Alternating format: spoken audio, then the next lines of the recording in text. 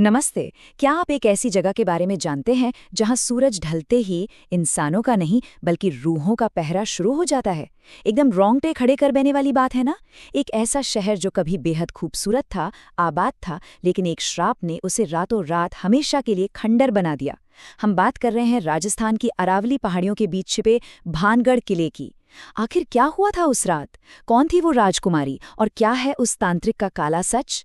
आज की हमारी इस चर्चा में हम इतिहास के पन्नों को पलटेंगे और जानेंगे भानगढ़ की वो अनसुनी कहानी जिसे सुनकर आज भी सच कहूं तो लोगों की रूह कांप जाती है। अब जरा इस चेतावनी पर गौर कीजिए। सूर्यास्त के बाद यहाँ जाना मौत को दावत देना है। सुनकर लगता है ना कि किसी हॉरर फिल्म का डायलॉग है, लेकिन ऐसा बिल्कुल नहीं है। ये चेतावनी खुद भारत सरकार के भारतीय पुरातत्व सर्वेक्षण यानी ASI ने इस किले के दरवाजे पर लिखवाई है। सोचिए, भारत की ये इकलौती ऐसी जगह है जहां रात में लुकना कानूनी तौर पर सख्त मना है।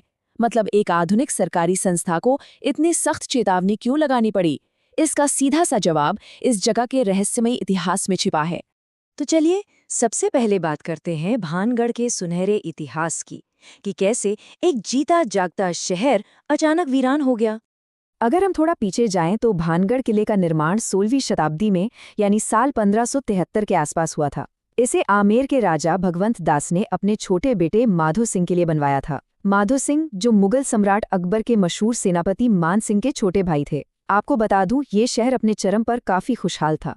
यहाँ लगभग 10,000 लोग रहा करते थे, बाजार सजते थे, रौनक होती थी। लेकिन फिर आता है साल 1783। एक भयंकर अकाल पड़ा और कुछ ऐसे अनसुलझे कारण रहे कि ये पूरा का पूरा बसा हुआ शहर रातों रात वीरान हो गया। बस कुछ ही समय में सब कुछ खत्म। और यहीं से जन्म होता है उन खौफनाक कहानियों का जो आज भी मशहूर हैं। भानगढ़ को यूं ही भूतों का गढ़ नहीं कहा जाता। इसके रातों रात खत्म होने के पीछे मुख्य रूप से 2 श्राप या कहें कि खौफनाक लोक कथाएं जुड़ी हैं। आइए उन्हें समझते हैं। पहली कहानी है साधु बाबा बालकनाथ के श्राप की। कहा जाता है कि जब ये किला बन रहा था तो राजा ने वहां पहले से तपस्या कर रहे साधु बालकनाथ से अनुमति ली थी। बाबा ने मान तो लिया, लेकिन एक बहुत कड़ी शर्त रखी। उन्होंने कहा कि किले की परछाई कभी भी मेरी कुटिया पर नहीं पड़नी चाहिए। कुछ सालों तक तो सब ठीक रहा, लेकिन बाद में माधो सिंह के वंशजों ने किले की ऊंचाई और बढ़ा दी और हुआ वही जिसका डर था। किले की परछाई सीधे साधु की कुटिया पर जा पड़ी।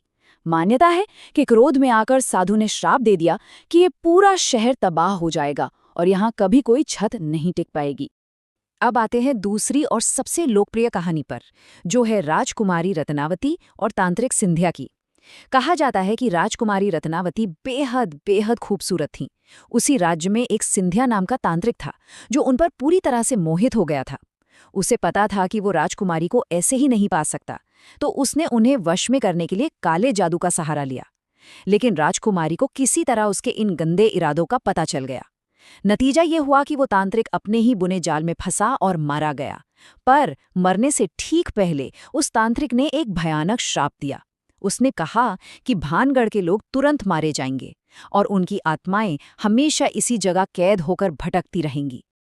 अगर आप ध्यान दें तो इन दोनों ही मिथकों में एक बहुत दिलचस्प समानता है। एक तरफ है साधु बाबा का श्राप जो एक वादा या शर्त टूटने का नतीजा था, और दूसरी तरफ है तांत्रिक का वो काला जादू जो प्रतिशोध और बदले की आग से भरा था। अब कारण चाहे जो भी रहा हो, तपस्वी का गुस्सा या फिर काले जादूगर का श्राप, दोनों ही कहानियों का अंत बिल्कुल एक जैसा है, शहर और उसके लोगों का पूरी तरह से विनाश हो जाना। और ये मिथक आज भी भानगढ़ की खाली सड़कों पर हवाओं के साथ गूंजते महसूस होते हैं। अब आप शायद सोच रहे होंगे कि क्या ये सब सिर्फ मनगढ़ंत कहानियां हैं? चलिए अब बात करते हैं रात के रहस्यों की और उन घटनाओं की जो आज भी अनसुलझी हैं। देखिए, आज भी इस किले से जुड़ी कुछ ऐसी बातें हैं जिनका विज्ञान के पास कोई सटीक जवाब नहीं है। सबसे पहली और अजीब बात, बिना छत के घर। यहाँ के स्थानीय लोग बताते हैं कि आज भी अगर कोई इन घरों पर छत बनाने की कोशिश करता है तो वो छत रहस्यमयी तरीके से अपने आप ढह जाती है। कोई छत यहाँ टिकती ही नहीं। दूसरी चीज, जैसा हमने पहले देखा, वो है ASI का बोर्ड। सूर्यास्त के बाद और सूर्योदय से पहले एंट्री एकदम वर्जित है। सरकार का ये कदम ही इस जगह के खौफ को एक तरह से सच साबित करता है। और तीसरी सबसे डरावनी बात, यहाँ से आने वाली अजीब आवाजें। कई लोगों ने दावा किया है कि रात के सन्नाटे में यहाँ औरतों के रोने की, चूड़ियों के खनकने की और अजीब से संगीत की आवाजें सुनाई देती हैं।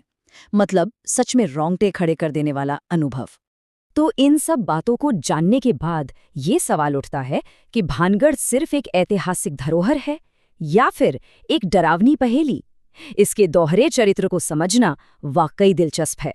सच कहूं तो चाहे आप इन भूतिया कहानियों पर विश्वास करें या ना करें, लेकिन भानगढ़ की वास्तुकला और वहाँ का वो अजीब सा सन्नाटा आपको सच में एक अलग ही दुनिया में ले जाता है। दिन के उजाले में आप इसे देखेंगे तो ये एक बेहद खूबसूरत ऐतिहासिक धरोहर है, लेकिन जैसे ही सूरज ढलता है ये एक डरावनी खामोश पहेली बन जाता है। तो दोस्तों, इस पूरे एक्सप्लेनर को यहीं समेटते हुए मैं आपसे बस एक सीधा सा सवाल पूछना चाहूंगी। इन सब कहानियों को जानने के बाद क्या आप कभी रात के अंधेरे में भानगढ़ जाने की हिम्मत करेंगे? आज की इस चर्चा में मेरे साथ जुड़ने के लिए बहुत बहुत धन्यवाद।